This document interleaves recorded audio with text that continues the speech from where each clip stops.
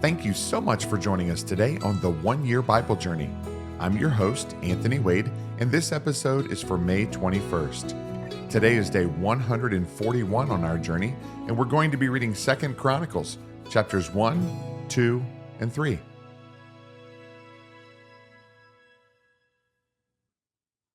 Second Chronicles chapter 1. Now Solomon the son of David was strengthened in his kingdom, and the Lord his God was with him and exalted him exceedingly. And Solomon spoke to all Israel, to the captains of thousands and of hundreds, to the judges, and to every leader in all Israel, the heads of the fathers' houses. Then Solomon and all the assembly with him went to the high place that was at Gibeon, for the tabernacle of meeting with God was there, which Moses the servant of the Lord had made in the wilderness. But David had brought up the ark of God from Kirjath-jearim to the place David had prepared for it, for he had pitched a tent for it at Jerusalem. Now the bronze altar that Bezalel the son of Uri, the son of Hur, had made, he put before the tabernacle of the Lord. Solomon and the assembly sought him there. And Solomon went up there to the bronze altar before the Lord, which was at the tabernacle of meeting, and offered 1,000 burnt offerings on it.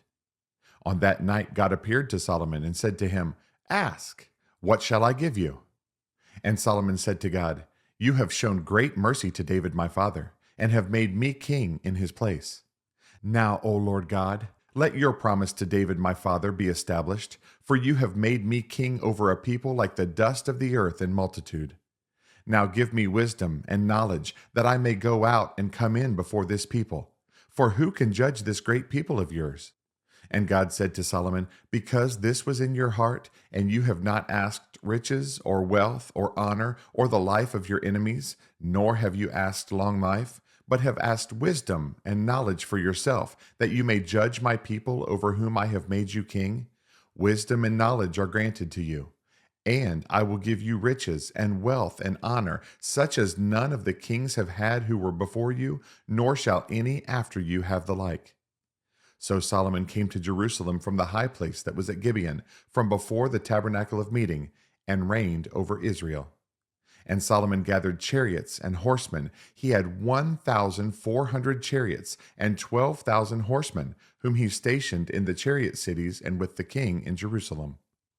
Also the king made silver and gold as common in Jerusalem as stones, and he made cedars as abundant as the sycamores which are in the lowland. And Solomon had horses imported from Egypt and Keva. The king's merchants bought them in Keva at the current price. They also acquired and imported from Egypt a chariot for 600 shekels of silver, and a horse for 150. Thus, through their agents, they exported them to all the kings of the Hittites and the kings of Syria. 2 Chronicles chapter 2. Then Solomon determined to build a temple for the name of the Lord, and a royal house for himself. Solomon selected 70,000 men to bear burdens, 80,000 to quarry stone in the mountains, and 3,600 to oversee them. Then Solomon sent to Hiram king of Tyre, saying, "As you have dealt with David my father, and sent him cedars to build himself a house to dwell in, so deal with me. Behold, I am building a temple for the name of the Lord my God, to dedicate it to him, to burn before him sweet incense, for the continual showbread, for the burnt offerings morning and evening, on the Sabbaths, on the new moons, and on the set feasts of the Lord our God.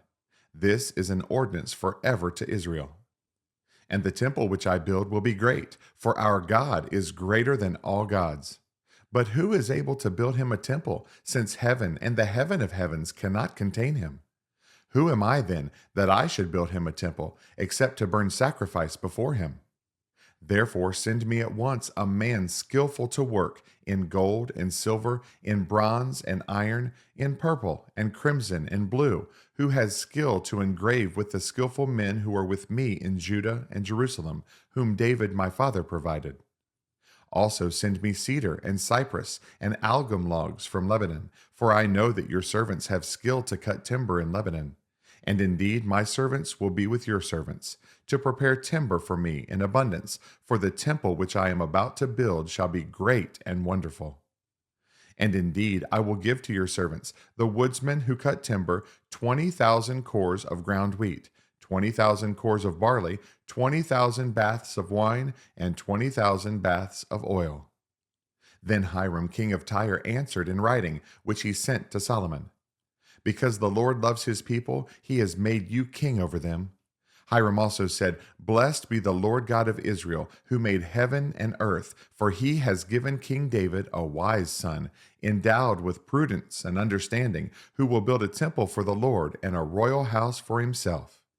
And now I have sent a skillful man, endowed with understanding, Huram, my master craftsman, the son of a woman of the daughters of Dan, and his father was a man of Tyre, skilled to work in gold and silver, bronze and iron, stone and wood, purple and blue, fine linen and crimson, and to make any engraving and to accomplish any plan which may be given to him with your skillful men and with the skillful men of my lord David your father. Now therefore the wheat, the barley, the oil, and the wine which my lord has spoken of, let him send to his servants. And we will cut wood from Lebanon as much as you need. We will bring it to you in rafts by sea to Joppa, and you will carry it up to Jerusalem. Then Solomon numbered all the aliens who were in the land of Israel, after the census in which David his father had numbered them. And there were found to be 153,600. And he made 70,000 of them bearers of burdens, 80,000 stonecutters in the mountain, and 3,600 overseers to make the people work. 2 Chronicles chapter 3. Now Solomon began to build the house of the Lord at Jerusalem on Mount Moriah, where the Lord had appeared to his father David, at the place that David had prepared on the threshing floor at Ornan the Jebusite. And he began to build on the 2nd day of the 2nd month, in the 4th year of his reign. This is the foundation which Solomon laid for building the house of God. The length was 60 cubits, by cubits according to the former measure, and the width 20 cubits. And the vestibule that was in front of the sanctuary was 20 cubits long across the width of the house, and the height was 120. He overlaid the inside with pure gold. The larger room he paneled with cypress, which he overlaid with fine gold, and he carved palm trees and chainwork on it. And he decorated the house with precious stones for beauty, and the gold was gold from Parvaim. He also overlaid the house, the beams and doorposts, its walls and doors with gold. And he carved cherubim on the walls. And he made the most holy place. Its length was according to the width of the house, 20 cubits, and its width 20 cubits. He overlaid it with 600 talents of fine gold.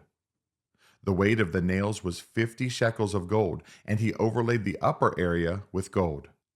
In the most holy place he made 2 cherubim, fashioned by carving, and overlaid them with gold. The wings of the cherubim were 20 cubits in overall length. One wing of the one cherub was 5 cubits, touching the wall of the room, and the other wing was 5 cubits, touching the wing of the other cherub. One wing of the other cherub was 5 cubits, touching the wall of the room, and the other wing also was 5 cubits, touching the wing of the other cherub. The wings of these cherubim spanned 20 cubits overall. They stood on their feet, and they faced inward. And he made the veil of blue, purple, crimson, and fine linen, and wove cherubim into it. Also he made in front of the temple 2 pillars 35 cubits high, and the capital that was on the top of each of them was 5 cubits. He made wreaths of chainwork, as in the inner sanctuary, and put them on top of the pillars. And he made 100 pomegranates, and put them on the wreaths of chainwork. Then he set up the pillars before the temple, one on the right hand and the other on the left. He called the name of the one on the right hand Jachin, and the name of the one on the left Boaz. Thanks again for joining us on this amazing journey through the Bible. For additional resources to help you grow in your walk of faith, please visit our website at anthonywade.org. Have a blessed day, and remember that Jesus is Lord and you are complete in Him.